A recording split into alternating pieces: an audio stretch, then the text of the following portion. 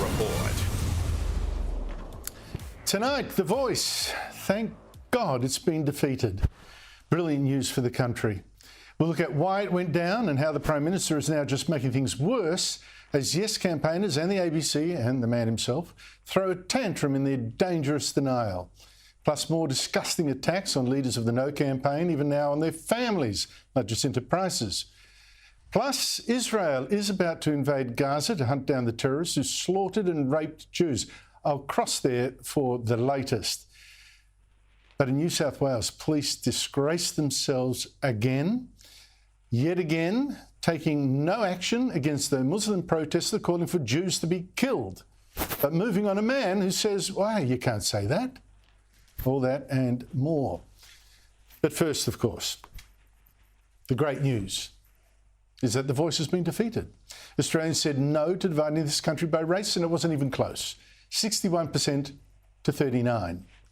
Like I said, thank God. What a disastrous failure, though, by Prime Minister Anthony Albanese, wasting nearly $400 million on a racist referendum that's just left Australians more divided than ever. But the bad news is that the damage still has not been done. It's not been finished, and the Prime Minister and the Yes campaign is just making it worse. They refuse to see this massive vote, nearly 2/3 of Australians, for what it really is. A vote against racism. They are now painting it instead as a vote for racism, or at least the vote by Australians supposedly so stupid that they believed lies. Now, these 2/3 of Australians are supposedly so dumb that they let their tiny minds get all confused by the wicked No campaign and the wicked media and the downright evil opposition leader, Peter Dutton. Confused by the misinformation. Here's Anthony Albanese on Saturday night attacking the media. But we've had, including in outlets represented in this room, discussions about a whole range of things that were nothing to do with what was on the ballot paper tonight. So for many people, it became an issue in which they were receiving a range of information. No, we can't have other sources of information. Not once has Albanese admitted that the problem wasn't the media and it wasn't the opposition and it wasn't the so-called misinformation. The problem was The Voice, his plan to give extra political rights for people of just one race. But Yes campaigners were in even more denial, as was the Greens leader particularly, looking for villains, blaming anyone but themselves. We did all we could to ensure that the proposal was strong, but it is clear from the result that we were not able to reach you through that, and we were not able to reach you and cut through what has been the single largest misinformation campaign that this country has ever seen. But we have seen a disgusting No campaign, a campaign that has been dishonest, that has lied to the Australian people. One of the things that's crystal clear from the campaign itself is Peter Dutton is a master of misinformation, and it was a Trumpian campaign of misinformation that was based on fear and division. ABC presenters also grabbed that excuse. The problem wasn't The Voice, it was that misinformation. Here's ABC host Patricia Karvelis, who after the vote came in asked this disgraceful question of No campaign leader Warren Mundine. There were many things that your campaign said that weren't true. Do you regret taking that approach? I reject what you just said. Now, these people are treating Australians as if they were idiots and dupes, and it's that exact arrogance and that contempt for Australians that helps to explain exactly why so many did vote against this Voice. And the bullying did too. I mean, where you had white Yes campaigners even bullying the Aboriginal Warren Mundine at a polling station. Here were, I mean, the hypocrisy, here were white people allegedly campaigning to give Aborigines more say, yet intimidating a black man casting a vote. Now, the other No campaign leader, superstar politician Jacinta Nampijinpa-Price, today said her family had even been physically attacked on Saturday. And they were thrilled. They're absolutely thrilled. It was disappointing, though, that I've come to learn that during their interview on Sky, someone had thrown an egg at my father, and some people had at some point thrown paint at their home. So, you know, they're a target now. There's some pretty nasty individuals in Alice Springs who obviously don't like the outcome. So I guess my concern now and then is their safety. Now, that bullying was so bad that many Australians didn't dare tell even the pollsters they planned to vote no. And that's why the no vote being so strong came as a shock to so many. I checked the final numbers of the 8 main pollsters, and the only one that got what looks like becoming the final result, yes, 39 to no 61, there was just one pollster that got that. Just one pollster overestimated the no vote, 6 underestimated it. And that's the fear of the yes bullies right there. But while the bullying scared no supporters into shutting up, it also cost the Yes campaign votes. Australians don't like that kind of stuff.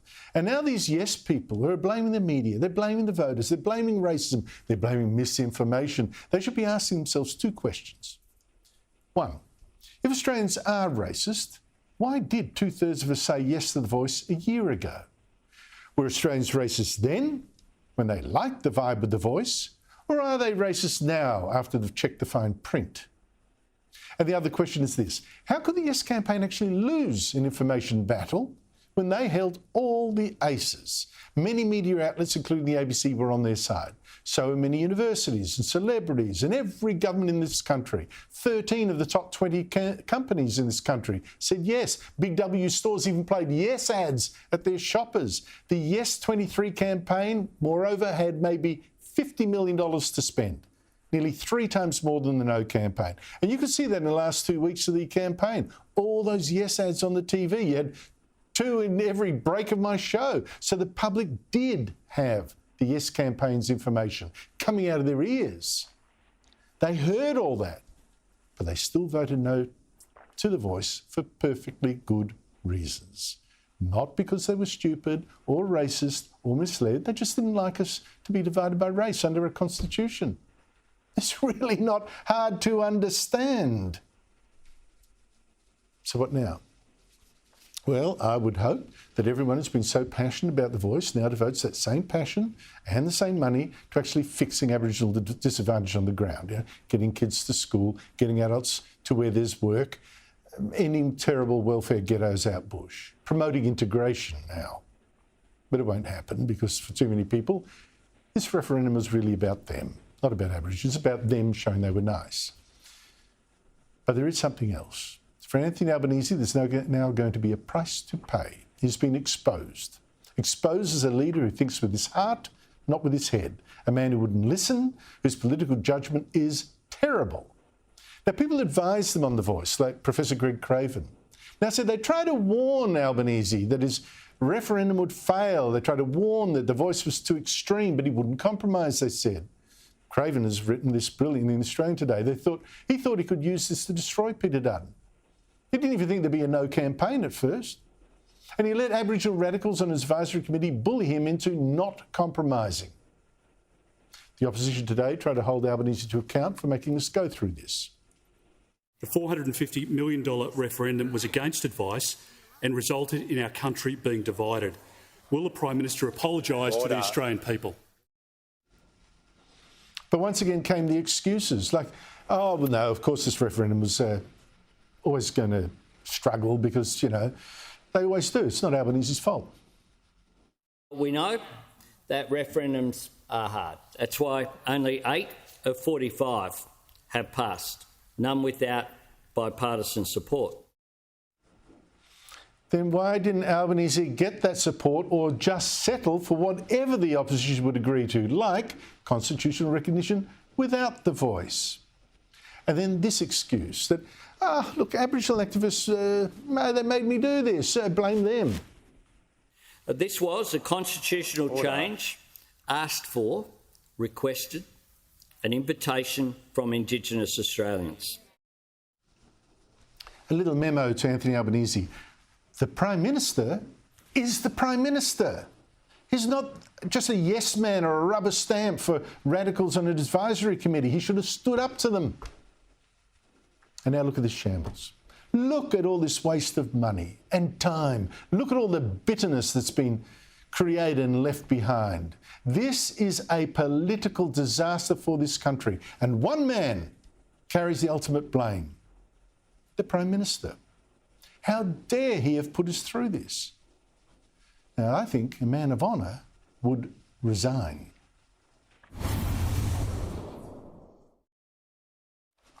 Joining me to discuss this historic result is Paul Kelly, historian, author and editor-at-large of the Australian newspaper. Paul, great to see you. The defeat of the Voice, what does it tell us? Well, it tells us, first of all, that the Prime Minister, Anthony Albanese, made an astonishing misjudgment. A misjudgment in two senses. First of all, he got the issue wrong. This was a very flawed proposal right from the start. Secondly, he misread the country. Suburban and regional Australia rejected the proposal. And I think in that sense we see the Prime Minister has misinterpreted the sentiment of large parts of Middle Australia. He needs to reflect on that, because this issue over the past 12 months has defined Anthony Albanese as a leader, and the issue has brought him undone in terms of the fact that this has been an extraordinary defeat. And what he's got to do now is reflect on his leadership and attempt to recover. I'm going along with everything you've said, Paul, but here's the problem. I'd even forgive him if he had said, well, misjudgment, misread it, terribly sorry. You know, you think, well, very stupid, etc., etc. But the thing is here, we are now being told, not by him that it's racism that caused this, but we are being told by him and others, misinformation is the result. Not one admission that the Voice itself was the issue. This strikes me as dangerous, making worse the damage. Well, look, the point I'd make here, Andrew, is that I think what really happened is that Anthony Albanese felt that Australia had changed in both a political and social sense. And when he reflected on the same-sex marriage plebiscite, his victory in the election last year, the Aston by-election, and then the victory of the Teals in the Liberal seats, I think he felt that all this constituted the passing of a phase of Australian history, and that we'd entered a new phase where things were going to be possible that were previously considered to be impossible. I think that is the sort of approach that he had, and it was reinforced by something I've seen many times, and that is the fact that you get a new and successful Prime Minister drunk on hubris. And I think you put those two things together, and I think they're very important in explaining what went wrong. And of course, the difficulty that he's now facing, of course, is that he's got to reconstruct Indigenous policy, and he's also got to repair his own leadership. Well, doing something about Indigenous policy, I find that's going to be incredible, because before the vote, he and Linda Burney, the Indigenous Australians Minister, were both saying we need the Voice because otherwise you're just voting for more failure, more of the same. Now they're going to have to tell us, oh no, they can have answers without a Voice. That strikes me as a very hard sell, because it's going to make them look like liars before the Voice. Well, I think that's right. And the other point to make here is what Senator Price is saying. What she's been saying is that there's got to be a fundamental change now in Indigenous policy. And if the government is not prepared to make that change, then she's prepared to make this an issue at the next election. This has been an enormously important statement she made, which was on page 1 of the Australian today. And I think what we're now going to see is both Anthony Albanese and Peter Dutton attempting to feel their way towards a new pathway when it comes to Indigenous policy. But I think while the community would like to see a bipartisanship between them, I think that could be quite difficult. And I think the warning that Senator Price gave is enormously significant. This could continue to be a significant political difference between the government and the coalition. I think the opposition make a very big mistake if it went bipartisan on this, because this is one issue where you need a debate and a fundamental realignment of what Aboriginal policy is, and I don't think Labor Party is capable of it. But for the political fallout for the government, Paul, what struck me is how inner urban seats voted yes, while people on the outer, and I mean outer geographically as well as politically on the outer, they voted no. And it strikes me that this is exactly the same divide that you see on other issues like global warming policies, inner urban seats, very for Labor's policies, battlers, farmers, people in the Hunter Valley, for instance, very much against. I reckon there's a possibility, if the Liberals could now paint Labor as the party of the insiders, of the elites, and the Liberals as the party of the outsiders, that could turn out to be quite potent, particularly with Labor led now by a man whose judgment is betrayed, is exposed as fundamentally flawed. Well, if I was Peter Dutton now, Andrew, I'd be thinking about making a major speech sometime over the next several weeks. A speech saying that the Liberal Party and the Coalition stands for the values of Middle Australia. I think Dutton's been depicted, and quite rightly in many senses, as a negative politician. But he's really got a chance now to open up a more positive vision for the country. I think the problem that the Labor Party, the problem that Anthony Albanese faces now is he looks like he's the champion of the established political order. That is, the corporates, the trade unions, the professional classes. But the difficulty with that, when it came to this particular issue, is that was a minority of the country. And the really significant issue here is that power structure didn't prevail. I think this creates an opportunity here for Peter Dutton to talk about values, to talk about the economic foundations of the middle class. If you like, to go back to Menzies, when Menzies talked about the forgotten people, of course, Menzies wasn't talking about the forgotten people being the party of the business community or the party of the trade unions. He was making a pitch to the ordinary Australian people, working class and middle class, who felt they were voiceless, who felt they were being overlooked, who felt the elites weren't looking after them. So I think if Peter Dutton could manage to conceptualise this with some practical policy examples, then he's got an opening. Now, whether he's capable as a leader of doing that or not, I'm not certain. I just think as a former copper, that suits him far better than trying to win back the teal seats, which he must probably try to do. But I think don't warp the party trying to do that. Stick to exactly what you just said. Be the party of the outsiders, the forgotten, the people who aren't getting listened to. Paul Kelly, thank you so much indeed for your time. Well, this claim that the Voice went down because of misinformation, because of claims on the internet that the Voice would lead to a treaty, even land grabs. That's misinformation. But then today I read, the Queensland Labor government is going to ignore this referendum, the message of it, and go ahead with a treaty.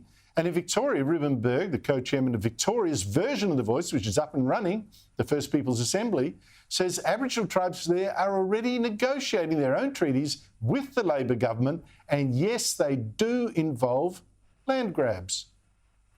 Key thing for our communities is obviously around land management and water management. And one thing that I would be assuming that groups would want to sit down and negotiate is greater control over land management within their areas, so that there could be sole management of parks land. Joining me is the panel: Michael Kroger, Victorian Liberal President; Stephen Conroy, former Labor Senator and Cabinet Minister. Stephen, before the vote, you were a solid Labor man and you refused to criticise. You gave guarded criticism last week, but that's it. This decision to run a thing that was bound to fail. How do you feel about it now? Well, I'll be very clear. I voted yes. I don't accept the way you've characterised it. I don't accept that somehow Anthony has done some terrible thing. He gave a commitment and he carried it out. Normally, the Liberal Party criticise Labor for breaking promises. This is a promise he made, clearly. Well, a stupid promise, and he had... OK, so it's only promises you don't like that you should break. OK, I just want to make sure I understand the argument going forward. So he made a promise and he kept his promise. It's called democracy.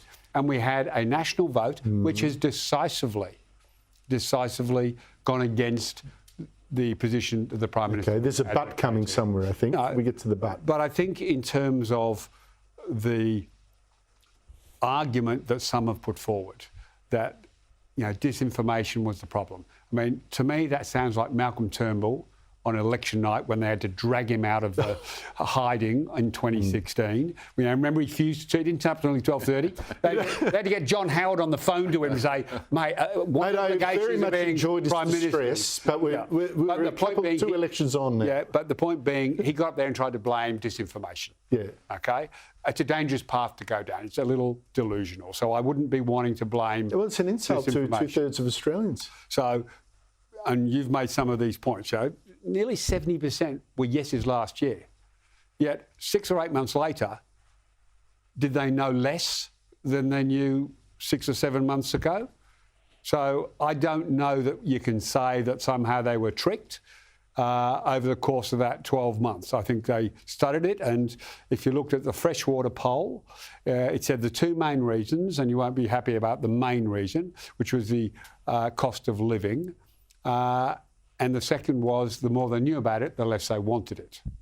No, but the cost of living comes to me, here's the thing, that it really is one of these outsiders-insiders thing. Here was Labor asking for special rights for one class of people, saying they're disadvantaged. A lot are, not all, but clearly. But there are a lot of other Australians also disadvantaged, far from the sources of power, in the outer suburbs, in the bush, and they're thinking, what about me? And that's a fair enough comment to make. Look, I think Albanese's in trouble. The election's a bit over a year away. I mean, we're more than halfway through the term. It's October. He'll have an election in November, December next year, or maybe March the year after. It's not long away. I can see him losing 4 seats in Western Australia as a result of this. So this is majority gone. And as a result of Sophie Scamps and Kylie Tink's disgraceful performance today, disgraceful, in Mackellar and North Sydney. You mean on the Israel issue? Condemning Israel, standing in the parliament with Adam Bant and the anti-Israel lobby, disgusting. So in those blue ribbon, formerly Liberal seats, I can see people being disgusted with those two. And Jason Falinski and Trent Zimmerman, if they front up again, they'll probably win those 2 seats back. So Hunter Valley could be in play? And Hunter Valley? Hunter Valley could be in play. I think Albanese is in trouble. And, of course, what he's also now said is he's still committed to the Makarrata Commission and whatever else. So Dutton has a chance, Andrew. Dutton and Jacinta Price have a chance to adopt Tony Abbott's wording, which is we're a country with an Aboriginal heritage and a British foundation, and we're moving on. We're drawing a line over the past. We're not having any more Aboriginal grievance industries. We're moving forward to work out how we can help Aboriginal people on the ground. Have an audit, see where the money's being wasted, start again. We're not changing Australia Day. We're not going backwards over 200 years. We're drawing a line and moving forward. And that would be a very popular Australian policy, Andrew. The watchwords, I think, are national pride. Correct. National unity. Correct. And inclusion, bringing people from the margins into the centre. Correct. All people, not just one race, all people, including Aborigines. Jacinta Nampijinpa Price, she gave, I think, of all the politicians who spoke on the night of the vote, she was by far the most impressive, saying things like national pride. Isn't it strange? And the Prime Minister actually turned her into a superstar, because without the Voice referendum, she would not have been promoted into the opposition's Indigenous Australian spokesman. She's a first-termer. She would never have been given all the platforms, all the speeches, sold-out halls, daily interviews, several a day. They've created potentially, I think, a Deputy Prime Minister, maybe as soon as the next election the Liberals, the coalition wins, maybe even a future Prime Minister. Look, I think she had... a long way to go, I know. I think she had... she did a very, very good job. She was the difference, representing the No campaign, no question. I think some of her commentary on the night towards the end was showing a little bit of hubris and ego getting out of control. I think attacking the Electoral Commission, trying to pretend that she represents all Indigenous communities. I think she's just a bit of overreach there at the end, and I think if she needs to calm that down. I think someone needs to pull her aside quietly and just say, look, you were brilliant, but just don't get carried away with this. I think those 2 points are right. They're just unnecessary. But the first term, a long way to go. I've seen the media create superstars, Mark Latham, along the way over the years and then watch them flame out. So I'd be cautious about building her up that much. I think that puts a lot of expectations on her. She's, one of the dumbest things I think she's done is that she wants to audit commission into spending of 9 years of Liberal Party government. She's actually attacking her own party and its spending. I'm not sure that's you might think that. I'm not sure all of the members of the Liberal Party, both parties have presided over decades of disaster, and if some Liberal rats are discovered, I agree with that. You think her going to war on her party is a great start for her? It's not on a party, it's a principle over party. And I think good luck to her. What do you reckon? It's not just Albanese's fault that money's been badly spent. Absolutely. The Liberal government. 9 years. Absolutely. Tony Abbott, Scott Morrison, Malcolm Turnbull. All of it. $6 billion a year solely directed towards Aboriginal communities. It didn't work when we were in government. So, yes, audit it. There's no problem with that. Audit what we're spending out Albanese. It's not a criticism of anyone. It's not. We're not saying people are being ripped off. It's just that actually, yes, it is. Thank you, Andrew. Yes, it is. It's not because people are acting in good faith. They are acting in good faith. The problem is, it is not getting to the people in need, and there should be an audit immediately as to where that money is being spent. I see no problem with that whatsoever, and if we get criticism for it, well and good. Absolutely. Well and good. Well, let me ask you, an election ticket. Peter Dutton, opposition leader, Jacinta Nampijinpa-Price, deputy. Boy, I know you're really thinking, am I going to get in trouble? David Susan Lay. Do I dare say that? But I can see you saying, hey, that's great. Well, I give David Littleproud and the Nationals great credit, by the way, for being the first party to come out and oppose it. Now, can I ask you to get to the but? That's great, isn't it? China, we're dumping Susan Lay. No, you're talking about the leader of the National Party. Yeah, they'd be hard to beat, wouldn't they? Dutton, Price. I think you'd be scared witless. I think. The first thing she could do is, do a job, go to estimates, ask some hard questions, prove that she's actually got the medal to go the next. I think she's got the medal, mate. It's worth the risk. I think we've worked out that having members of her own family murdered, etc., she's got she's got medal. No, but I agree. She needs some financial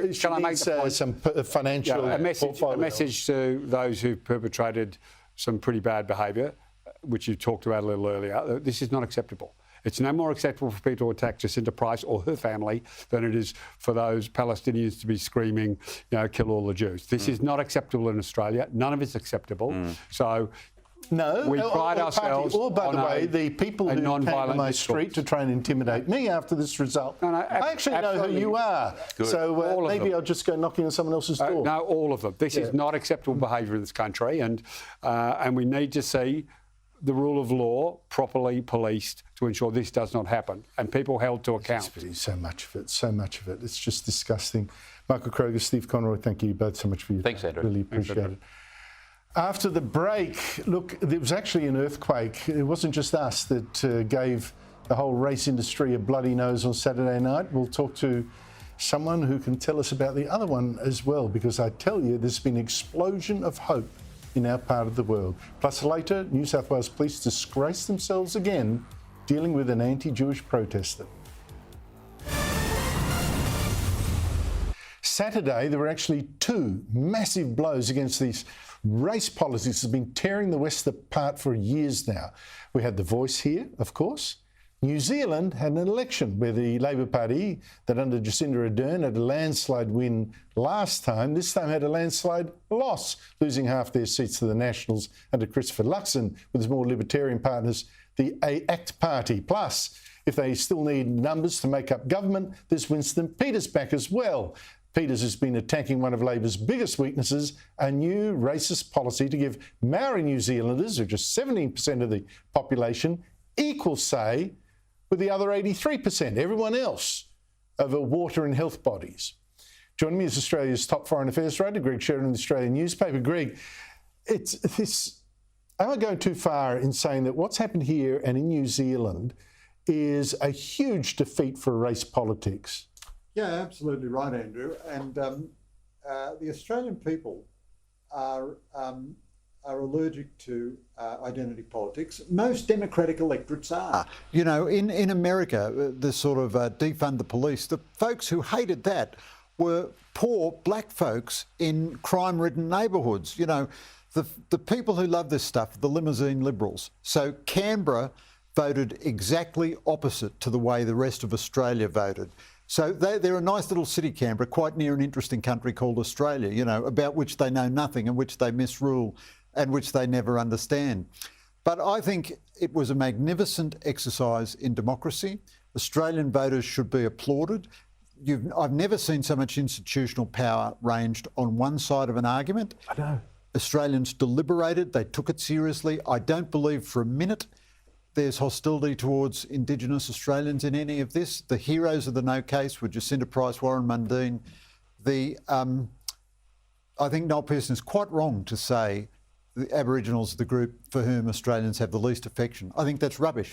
I think this was an assertion. Aboriginals are part of the Australian nation and will never be imprisoned in a category.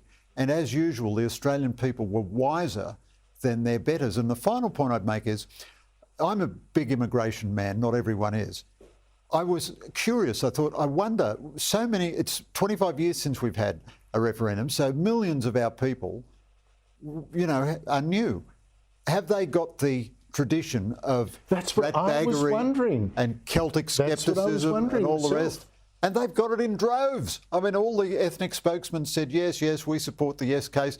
And all the ethnic voters said, no, no, not us. Apart from the Chinese, I read somewhere, I don't know how true that is, Chinese Australians tended to vote yes.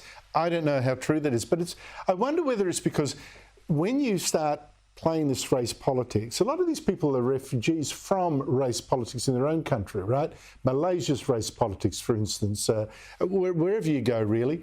And when you're saying this race comes first, that begs the question, or that suggests the question, who comes second, who comes third, who comes fourth? Do immigrants come last, being the last here? The whole thing is so stupid. Absolutely right. Malaysia's a classic example. They have policies which favour Bumiputras, sons of the soil, ethnic Malays. As a result, most of our immigrants from Malaysia are ethnic Chinese and ethnic Indians. They left Malaysia because they hate that stuff. They came here because they believe in the creed of democracy and civic equality. They want for themselves and their kids universal equal citizenship. I mean, the West is going insane with this identity politics, and it's repudiating the very thing which made it distinctive and loved of the world. It's universal citizenship. It made it a refuge to the world. New Zealand, how does that play into this? So New Zealand is also a striking result. I thought Jacinda Ardern was a terrible Prime Minister. When she resigned, I said, you know, she's one of the worst Prime Ministers New Zealand has had, and she delivered nothing of substance. And the ABC breakfast program said, oh, Sheridan's over the top, blah, blah, blah. Well, guess what? At the next election, Labor's vote was cut in half, and she resigned because she could see what was coming. She never delivered anything of substance. She promised 100,000 houses. She delivered about 3. You know, the economy went off the road. And it was only in her second term that she went down the road of this really excess identity politics, you know, the joint co-sovereignty with the Maoris, co-governance with the Maoris. And this is tremendously divisive. A good friend of mine who lived for a long time in New Zealand said it went from being a successful multiracial society to being an unsuccessful bicultural society. And crime went up. Because, you know, the centre-left governments are very soft on crime. But, of course, if you're soft on the criminal, you're very hard on the victim of the crime. The person who suffers is not the limousine liberal living in their mansion in their wealthy suburb. The person who suffers is the person in an impoverished neighbourhood. Yeah, I know the Nationals didn't campaign hard against the race politics, but the ACT Party did campaign. Winston Peters, who's back in Parliament, the former Deputy Prime Minister, former Foreign Minister, campaigned very hard against race politics. That is on the agenda. Now, whether the new Prime Minister will have the guts to do much about it, I don't know. Quickly, Greg, we were warned by Labor, oh, look, you know, you've got to vote for the Voice because look how we will seem to the rest of the world well, what has the rest of the world said? That was always the most ridiculous argument, and the government was too embarrassed to make it very much, you know. I mean, Julie Bishop made it more than Penny Wong. It is the stupidest argument in the world. Southeast Asia couldn't care less about our identity politics. Most of the world is not aware of it at all. If we go out and tell the world we're racist... they'll believe it. They'll believe it. But at least Albanese and Wong today had the sense. Last week they were saying if you vote no, it'll show we're racist. Today they were saying...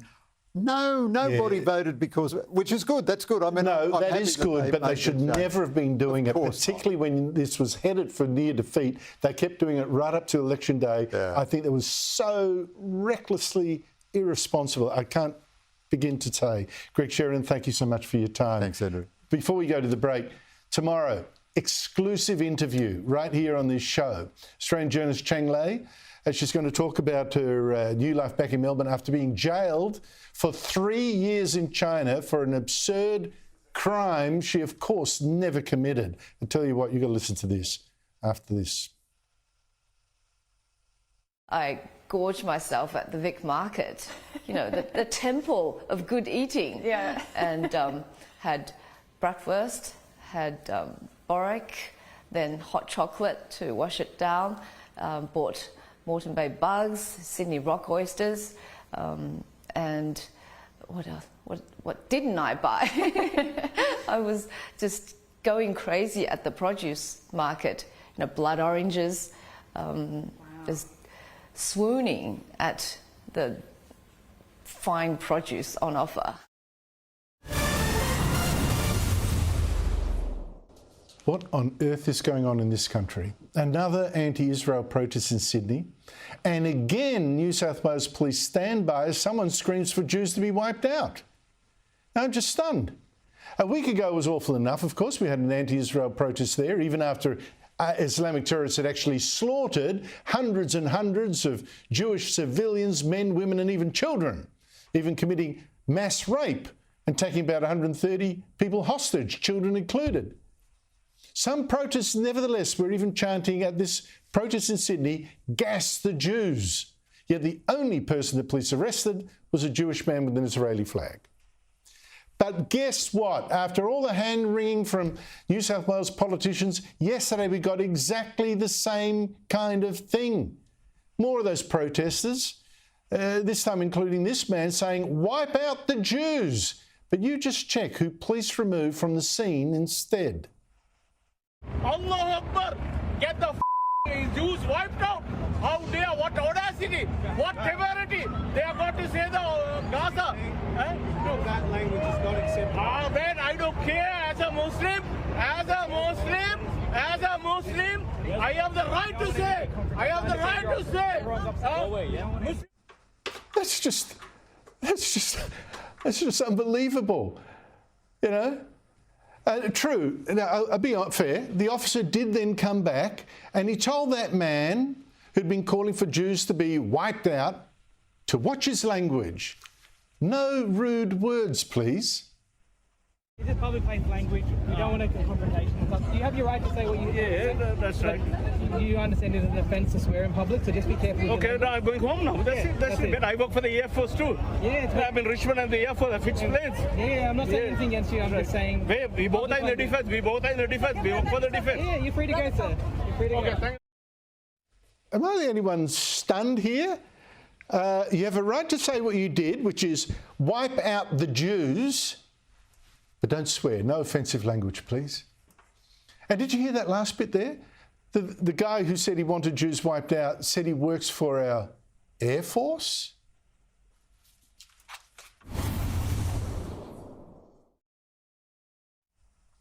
But Jews must be wondering, where in the world now are they safe? I mean, the anti-Semitism that's been unleashed is just crazy. And in Europe, a lot of that comes from having opened the gates first to legal and now illegal immigrants, hundreds and hundreds of thousands from the Muslim lands, many of whom seem to have brought their age-old hatred of Jews with them.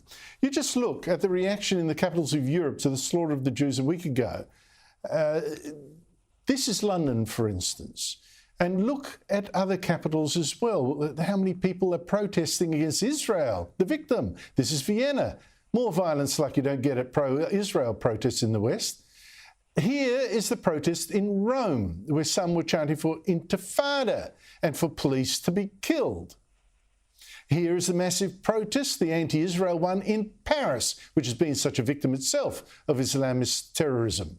In fact, in France, yet another teacher was stabbed just last week by an Islamist jihadist, this one of Chechen origin. And I could show you city after city, the same scenes: Madrid, Amsterdam, Stockholm. But right now, Israel is gathering its army outside Gaza, preparing to invade to wipe out its Hamas leaders. Hamas is a banned terrorist group here as well. And our Prime Minister and the opposition leader both today backed Israel's right to defend itself. But there was a difference. But we join the calls of President Biden and other partners for Israel to operate by the rules of war. There must be no restraint shown to those who have showed no restraint themselves. Joining me from Israel is Mark Sofer, Israel's former ambassador to Australia. Mr. Ambassador, thank you so much for joining us. Look, the tension is mounting. There were rumours that this land invasion of Gaza would start today. Is there a delay? What's actually happening? I think we're talking here really, Andrew, about strategic issues, and I won't. First of all, I don't know, and I don't think anybody outside of the upper echelons and of the military and the government know when or even if this land entrance will actually happen. Meanwhile, though, there is no doubt whatsoever that the complete and utter emaciation of Hamas will happen. How? That's a question for the military and the strategists. Well, look, I hope so, but golly, it's going to be bloody work, and I think a lot of Israeli soldiers, well, let's not go further. Israel has dropped flyers on Gaza telling the residents to move out of Gaza City, go to the south of the Gaza Strip towards the border with Egypt. Hamas has said no. It is still firing rockets at Israel to sort of provoke its attack, firing them from the streets of the city itself, in between houses. And I think it wants human shields. It has ordered Palestinians not to leave, told them to remain steadfast in their homes. What do you think is their strategy here? Well, first of all, we're talking about extremist barbarians, savage jihadists which don't have any thought or intimation for human life. That's number one. And even their own, which they care less about than they do even about ours. So they are actually not only asking them not to go south, they're physically stopping them. They're stealing their cars, taking the keys out, putting up road blockades, etc., and forcing them to act as human shields. And we are seeing that, of course.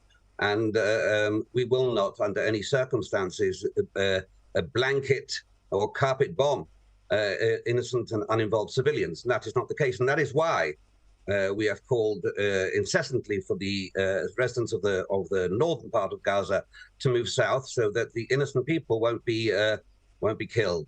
But we are 100% determined and 100% resolved to eradicate the Hamas, its civilian and its military and its political might. This will no longer be with us in the future. And now the only question is how we do it, causing as minimal civilian loss as possible of those uninvolved. Mark Sofer, we're getting calls for Israel to show restraint, show proportionality for having so many people butchered, raped and kidnapped. Incredibly, our Greens leader, Adam Band, tried today to get Parliament to pass a motion that says Parliament condemns war crimes perpetrated by the State of Israel, including the bombing of Palestinian civilians, calls for immediate ceasefire between all parties and end to the war on Gaza. No condemnation of Hamas. Your response, I know you didn't get into Australian politics when you were here, but surely you've got something to say about this now. Well, as I say, I'd rather not get into Australian politics, although I'm not an official government spokesman by any circumstances. But of course, I find this type of statement abominable. And I say that as a human, as an Israeli, as somebody sitting here in Tel Aviv, and while we're still burying our dead. And you're right, of course, Andrew. What we have seen over last Saturday, Sunday, and further along the field is a rape of young children in front of their parents, beheading of babies, I kid you not, beheading of babies, burning alive entire families. What is a proportional response to that? I defy anyone to tell me what it is. And so I can answer in sort of a semi way. Our resolve, as I said earlier, is to bring about the complete and utter eradication of the Hamas, period. And that will be carried out. And frankly, and I say this without any compunction, we could do this in 2 hours. We could do this in 3 hours, and that would be unproportional.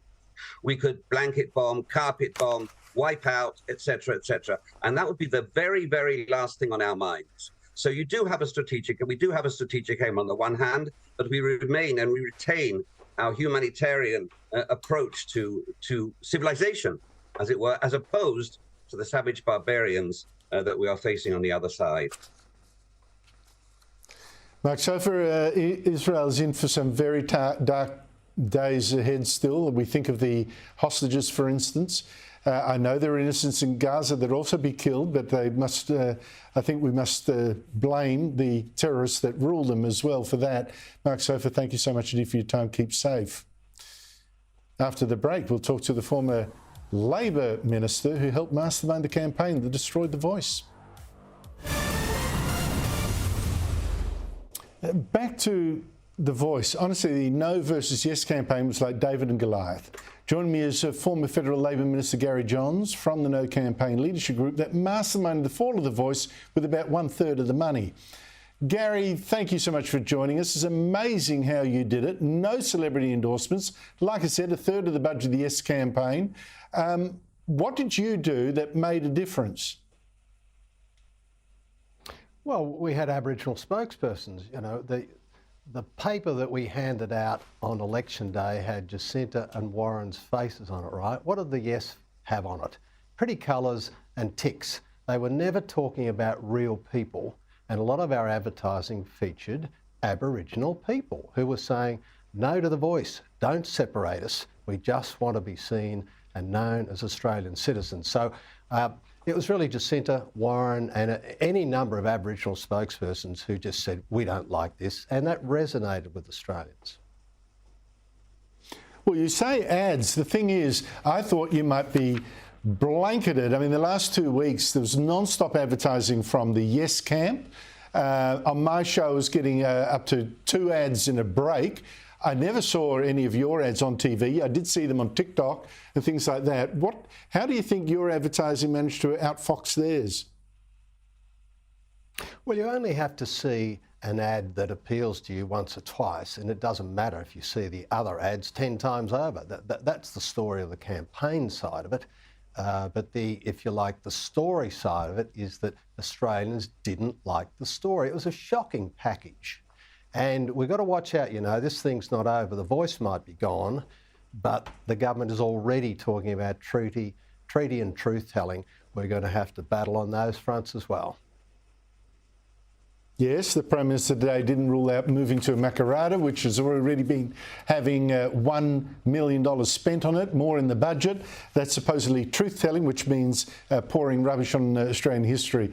How much does this debacle, and it is a total debacle, weaken Anthony Albanese, speaking as a former Labor leader? A minister. To some extent, yes, thank you. He has delivered to the left. He is a person of the left, and they'll keep him there. In the eyes of the electorate, though, if he doesn't switch pretty quickly to looking after the electorate, at least the 60% who voted no and everyone else, then he'll be in big trouble, but we won't see it yet. I think the key thing here for those who want to battle on the Aboriginal policy area is that we have to begin with the facts on the ground. And let me tell you, Andrew, today there are 12-year-old boys being taken in Arnhem Land for their initiation. Now that's pretty brutal stuff, and they will get all sorts of bad attitudes towards women. And if we don't think about those Aboriginal Australians, not the university graduates who are of Aboriginal descent, but those kids being taken today and their futures, that's what we want to address. That's what Jacinta wants to address. So we're going to carry on in a policy mode. Our group would be called Close the Gap Research, and we're going to start with the facts on the ground. If anyone wants to see what you're up to, it's Close the Gap Research, one word, .org.au. I should say, you know, not all Aboriginal men who are initiated have bad attitudes towards Aboriginal women, but There is certainly a problem up that area, and I think we need facts on the grounds. It's just been, as you saw, Gary, through this debate, too much romanticising about what is and not enough about how to fix what is clearly is not working. Gary Johns, tremendous campaign that you guys ran. It'll go down in the textbook. Thank you so much indeed for your time. Really appreciate it. That's it from me. Coming up next, Chris Kenny. Good night.